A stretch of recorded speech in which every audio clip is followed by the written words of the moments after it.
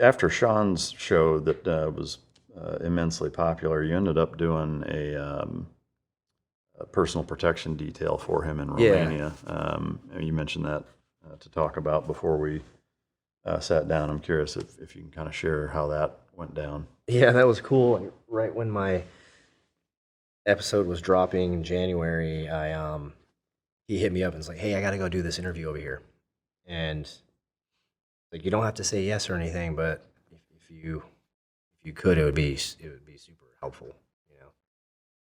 And then he kind of described what he had to do. I was like, "Yeah, absolutely. But if I got to do this, I need to leave like tonight because I need to be there 24 hours ahead of you guys to do Admon. my thing. Yeah, to just check it out and you know, situational awareness and so I didn't have any involvement in like planning and stuff for that. And then if you look into that, there's a really pretty profound thing going on there with sort of the deep state left, you know, um, fueling the cancellation of their election that their guy lost, and then now the candidate Georgescu Kalina is like detained, I think, still crazy Yeah.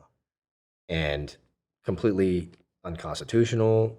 It would be the same as if right now somebody canceled our election and said, "Just kidding, Donald Trump's not the president. This other person is." You know what I mean? Like we've had all the drama of our, you know, inaugurations and all that stuff, or conceding, or whatever. But we're still at least, um, at least, like we're still the best country in the world. We still at least have our things in place. But to imagine that happening is crazy, right? So he needed to go over there and do an interview and an opportunity for it. And my job was just the protection sort of guy. So, I don't do it professionally. I'm not well practiced, but, there's enough practice in there and understanding it to where I think I did all right. So, um, I flew over there, was, couldn't be armed.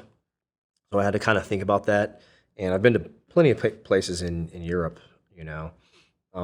places like Romania and Ukraine, different places. So I just kind of chose, my outfit based on that. Shoes that I can move around in, shoes that I can make movement in. I don't like to do dress shoes, even for like the interview part. If I need to wear a suit, I can find, the You can right throw some Jordans on. Jordans. You got Jordans. Yeah. Nice Jordans. Yeah, fucking hey. Yeah, the right sneakers, Yeah. pack light so I can bring my bag with me and there's no chance of any of that bullshit happening where you're like on a layover in Germany or somewhere and they're like, "Hey, we got to tag your bag," and then you don't get it on the other end and now you don't have your shit, right? So, um, that actually kind of happened with some of their camping equipment. It got delayed and stuck in Amsterdam on the way there. So I worked through that the first night while they were sleeping. But yeah, so I did my thing. Seemed pretty good. Showed up, and they showed up, and we got through it. Conducted the interview. I picked up a folder blade at a souvenir shop as soon as I got there, just so I could have something right in a situation, but without overthinking too much. It was like, hey, everything is and jujitsu is a great way to talk about this. Is like it's kind of like I thought about it as first line, second line, third line. So when doing something like that for an asset, the first line, is distance, right? And so just managing distance around that person is what I was focused on. And there was really not too many moments where I was worried about that, until afterwards. So, I stayed pretty neutral in my colors. I just sort of had a beanie on for in our day to day, eating and stuff. And then when we did the interview, I had a suit on.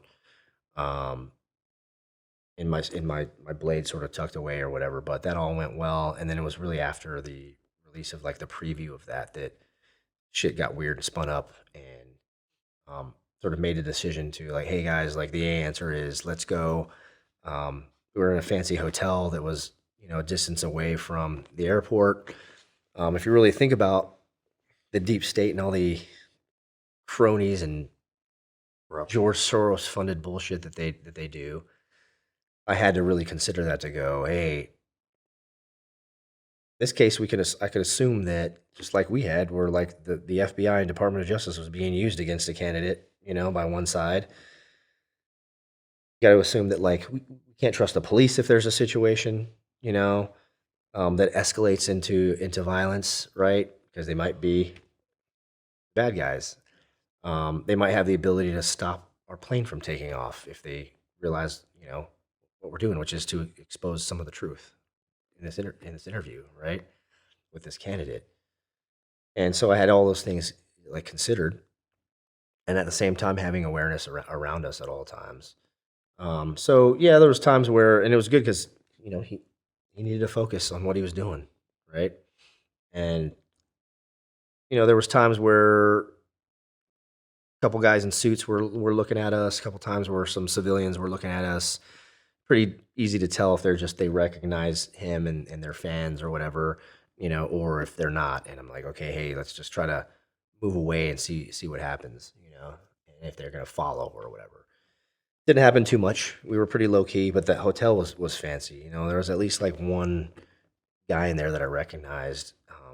You know, like a Russian dude. I don't know if he was an oligarch or something, or a media guy or something. What?